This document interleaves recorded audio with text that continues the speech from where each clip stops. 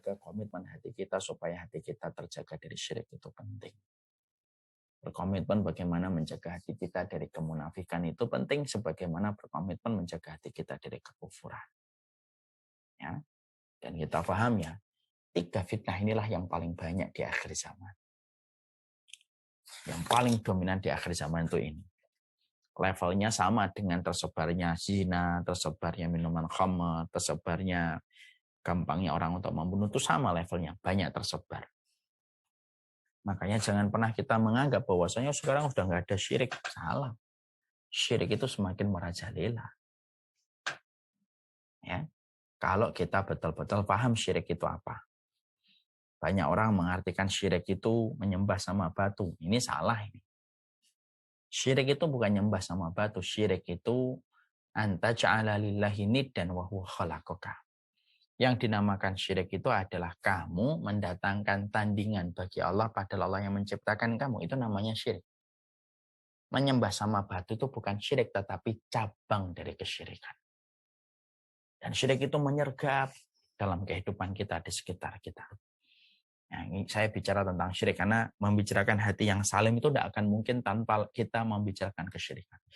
Syirikan itu nyergap, terus mengepung kita dari berbagai macam arah.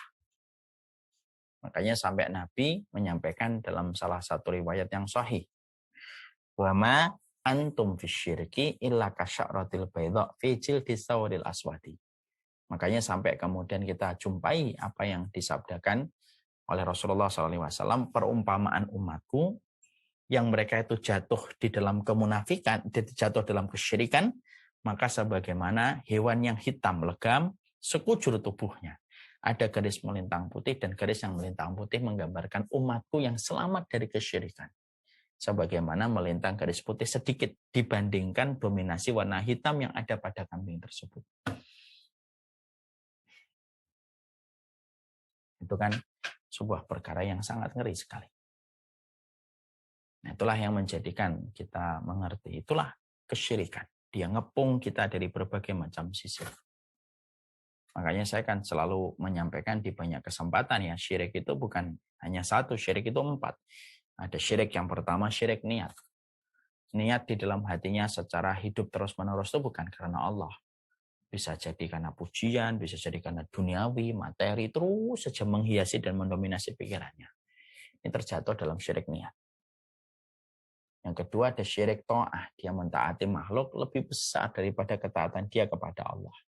Bahkan dia berikan ketakziman full kepada setiap apapun yang datang dari makhluk walaupun itu berseberangan dengan perkataannya Allah. Ini namanya syirik dalam ta'at. Ada yang ketiga, syirik dalam cinta.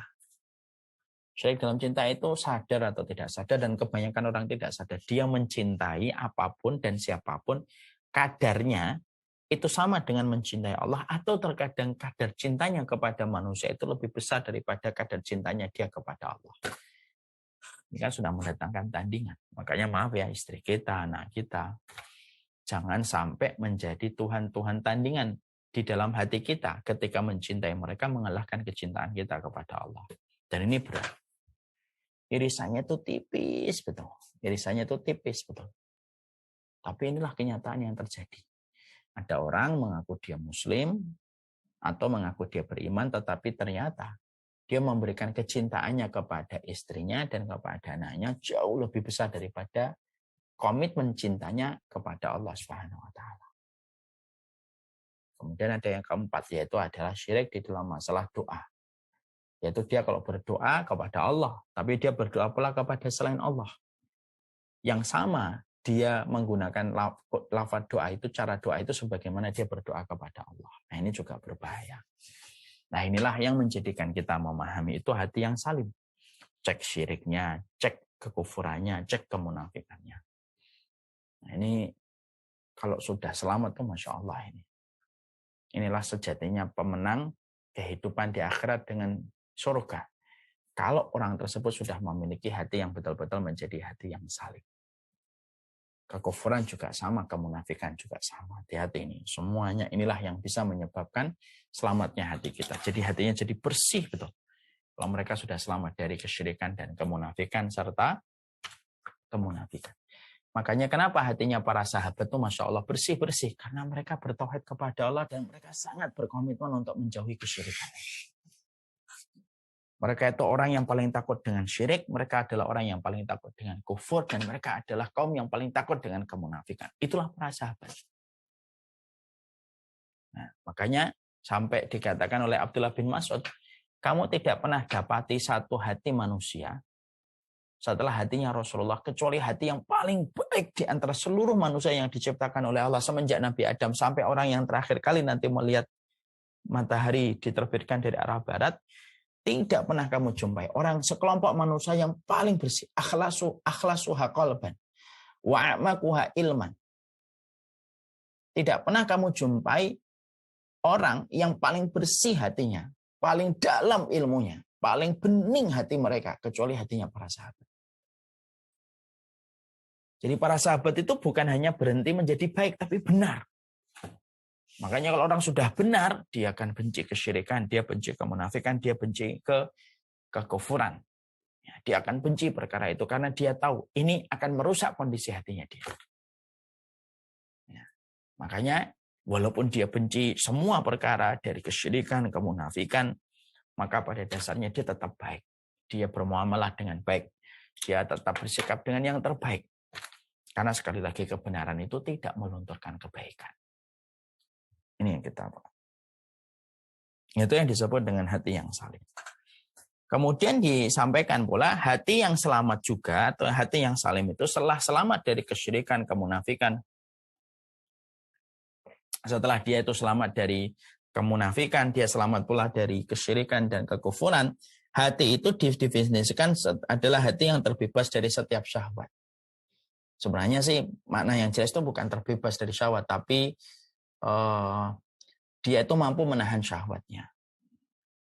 Dia mampu menahan syahwat. Jadi hati yang salim itu hati yang mampu menahan syahwatnya. Syahwatnya tetap ada. Tidak bisa dikebiri. Syahwat itu kan tidak bisa. Ustadz, bisa nggak saya hidup tanpa ada syahwat? Tidak bisa. Kalau hidup kita tanpa syahwat, kita tidak makan. Kayak malaikat kan tidak makan. Disuguhi Nabi Ibrahim, dipotongkan seekor kambing atau seekor sapi ya. Kemudian ternyata para malaikatnya tidak menyentuh karena tidak punya syahwat. Kita nggak bisa punya anak kalau tidak punya syahwat. Syahwat itu ada. Sebagaimana syahwat kalau diletakkan pada perkara yang haram akan menjadi dosa, maka kalau diletakkan pada perkara yang halal akan menjadi kebaikan. Makanya hati yang salim itu dia akan terus sadar betul bagaimana dia akan meletakkan hatinya, dia akan meletakkan pikirannya sesuai dengan perkara-perkara yang membebaskan dia dari perkara yang dosa. Syahwatnya itu diletakkan. Jadi syahwat itu tidak bisa dibunuh. Syahwat itu adalah diarahkan. Bisa saya membunuh syahwat? Tidak bisa, hanya bisa diarahkan. Makanya kemudian kalau ada orang berkata gini, apa itu? Jangan nikah karena syahwat. Jangan nikah karena nafsu. Loh. Nikah itu merupakan bagian untuk melampiaskan nafsu dan syahwat pada tempat yang tepat. Karena syahwat itu ada Ustaz, ada. Tapi kemudian tidak bisa dimatikan. Kapan syahwat itu akan hilang Ustaz? Kalau kita mati, kalau belum mati ya syahwat tak bisa. Makanya di sini disampaikan hati yang selamat itu, hati yang salim itu, hati yang mereka itu menempatkan syahwat itu pada tempat-tempatnya. Kayak Rasulullah punya syahwat, makanya Rasulullah nikah. Ya, tidak bisa dibunuh. Makanya ketika ada 3 pemuda yang bersumpah bahwasanya mereka berkata, saya akan puasa terus tanpa berbuka. Saya akan sholat terus tanpa saya tidur. Dan saya akan kemudian tidak menikah. Ini kan mereka mencoba untuk meninggalkan syahwat. Makan bagian dari nafsu.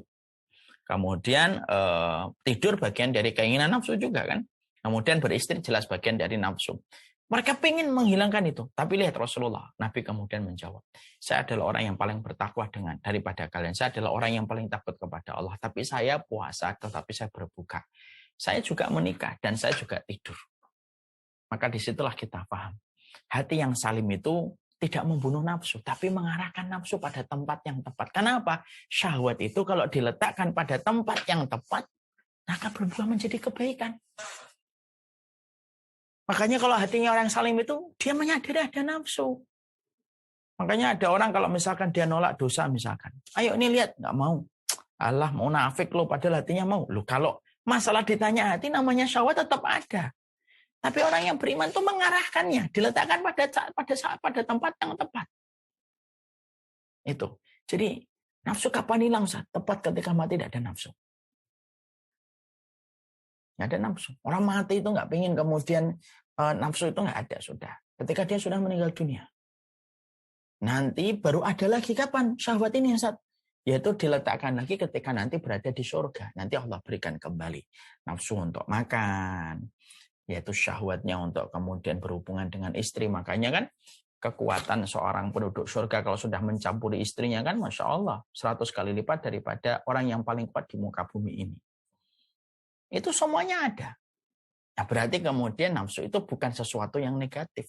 Sesuatu yang sifatnya netral. Tergantung di mana diletakkannya.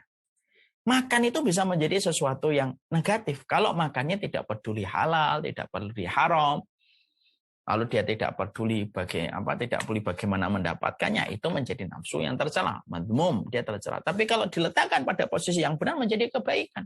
Lah, hati yang salim itu merupakan sebuah mesin hati yang mana dia itu bisa memberikan arahan kepada hati supaya hati itu mengarahkan nafsu, mengarahkan syahwat di tempat yang tepat. Dan dia tahu kapan harus on, kapan harus off. Itu mereka tahu. Itu pemilik hati yang salim itu. Bukan nggak punya nafsu, punya syahwat dia. Tapi dia tahu meletakkannya dan dia tahu kapan harus on, kapan harus off. Itu pemenang, ya itulah yang disebut dengan pemilik hati yang salim. Saya kemudian kayak kemudian Yusuf. Yusuf itu sebenarnya ketika digoda oleh istri sang raja, sebenarnya juga punya rasa gitu. Tapi Nabi Yusuf itu off. Dia tahu kapan meng-off-kan itu. Karena dia tahu ujung ini akan menjadi sebuah dosa. Kayak kita pernah mendapati ada namanya Abu Bakar Al-Miski, salah satu.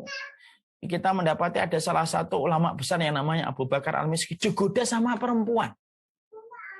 Kemudian perempuan itu sudah naruh Abu Bakar di dalam sebuah ruangan. Lalu dia siap untuk dicampuri oleh Abu Bakar. Karena saking ketampanan Abu Bakar itu. Saking tampannya Abu Bakar itu. Tapi Masya Allah Abu Bakar itu kemudian tahu kapan on, kapan off untuk meletakkan syahwatnya itu. Nah, itulah yang dinamakan pemilik hati yang salim. Kayak misalkan Sa'id bin Abi Waqqas. Sa'id bin Abi Waqqas itu tetap manusia biasa, makan atau tidak makan? Makan dia. Tapi Masya Allah, dia bisa mengatur kapan syahwatnya itu. Makanya kemudian sampai kita dapati, Sa'id bin Abi Waqqas itu berkata, saya tidak pernah memasukkan satu makanan apapun, kecuali saya pastikan dia itu halal. Dari mana asalnya, bagaimana beredarnya, dan sampai kepada diriku. Aku pastikan itu kalau semuanya halal, baru aku masukkan ke dalam mulutku. Ini namanya adalah hati yang salim itu apa? Dia mengkondisikan syahwatnya. Dan mengkondisikan syahwat itu ada dua. Meletakkan di tempat yang benar. Dan yang kedua, dia tahu kapan hidup, kapan harus mati, kapan off, kan off. Nah, itu pemilik hati yang salim. Rasulullah punya syahwat. Bukankah beliau mencampuri istri-istrinya? Bahkan juga mencampuri Ibunda Aisyah. Bahkan ketika Ibunda Aisyah dalam kondisi berhalangan juga pernah dicampuri, tetapi bukan di tempatnya, tetapi di tempat yang lainnya yang diperbolehkan. Karena kita boleh berbuat apa saja sama istri kita. Walaupun istri kita itu berhalangan selama yang dilakukan bukan nikah, bukan bercampur, dan bukan jima.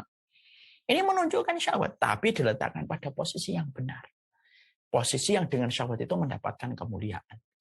Makanya syahwat itu kalau diletakkan pada posisi yang benar, oleh pemilik hati yang salim, kalau hatinya sudah bersih dia, sampai berhubungan suami istri pun akan menjadi sebuah pahala. Wa fi bud'i ahadikum shadaqatan. Bahkan kalian kalau melampiaskan syahwatnya pun menjadi sedekah. Sampai kemudian para sahabat-sahabat yang fakir ini bertanya sama Nabi, "Ya Rasulullah, apakah kami mendatangi istri kami dan melampiaskan syahwat kami itu kemudian mendapatkan sedekah?" "Ya." "Kok bisa ya Rasulullah?" Perhatikan jawaban Nabi. "Bukankah kalian kalau meletakkan syahwat itu pada perkara haram akan menjadi dosa besar?" "Iya ya Rasulullah." "Sebagaimana diletakkan pada perkara haram menjadi dosa besar, maka diletakkan pada perkara halal, maka dia menjadi sebuah pahala yang besar."